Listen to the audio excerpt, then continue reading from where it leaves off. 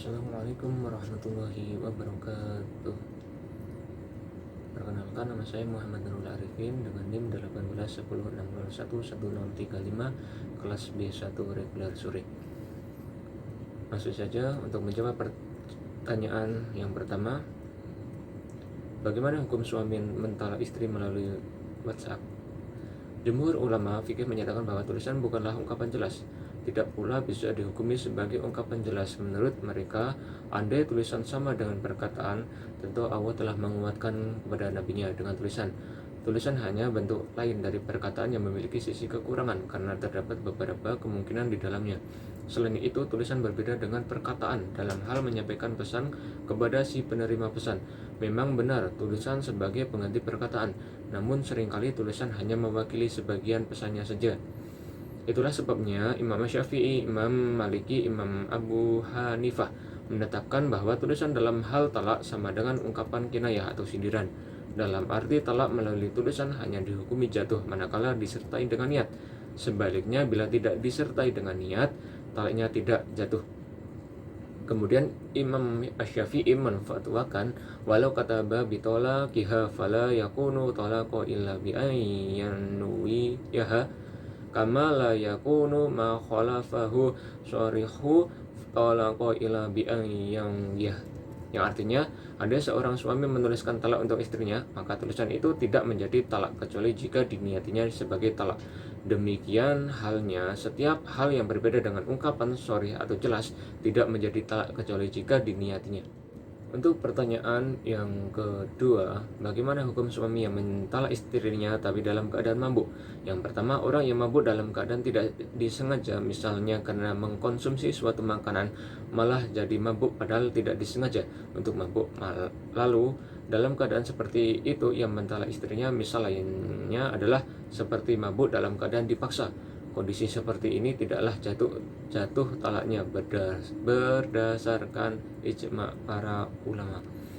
Pertama, Allah Ta'ala berfirman, A'udzubillahi minasyaitonir rajim, ya ayyuhalladzina amanu la taqrabu sholata wa antum sakara hatta ta'lamu ma taqulun.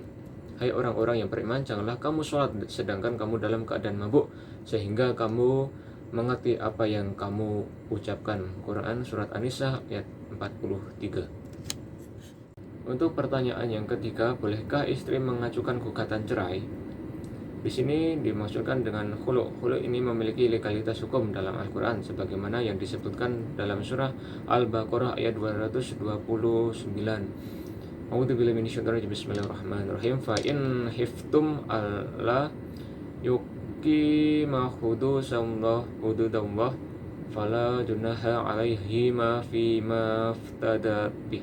Yang artinya, maka apabila kalian khawatir bahwa keduanya tidak dapat menegakkan aturan-aturan hukum Allah, maka tidaklah mereka berdosa mengambil bayaran atau tebus talak yang diberikan oleh istrinya untuk menebus dirinya. Dan mengenai pengambilan suami akan bayaran itu, dalam hulu terjadi kesepakatan antara kedua belah pihak, suami maupun istri, tentang nominal tebusan. Kesepakatan ini sekaligus menunjukkan bahwa dalam akidah hulu harus ada kerelaan dari pihak suami untuk menerima tebusan. Untuk pertanyaan yang keempat, bagaimana status perkawinan suami yang sudah mentalak istrinya tapi pada masa idah dia menggauli mantan istrinya itu? Menurut sebagian ulama, berhubungan suami istri di masa idah adalah halal dan merupakan tanda rujuk yang dilakukan suami baik dengan niat ataupun tidak. Karena dalam talak raj'i dapat kembali, status perempuan itu masih istri suaminya, di mana suami masih wajib menafkahi istrinya dan mereka masih saling mewarisi hingga habis masa idahnya. Jika habis masa idah seorang istri tanpa ada rujuk, maka saat itu dia sudah menjadi orang lain bagi suaminya dan putuslah hubungan perkawinan mereka. Terangkum dalam At-Talaq,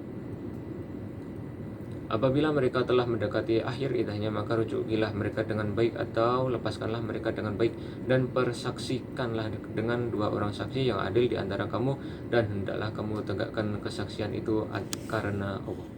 Yang kelima, apakah istri mempunyai hak untuk rujuk? Istri tidak mempunyai hak rujuk karena ada dalam syariat Islam. Yang mempunyai hak rujuk ialah suami yang mempunyai hak tolak. Sementara dalam syariat hak tolak dimiliki oleh suami sebagaimana tersirat dalam Quran surat At-Tolak ayat 1.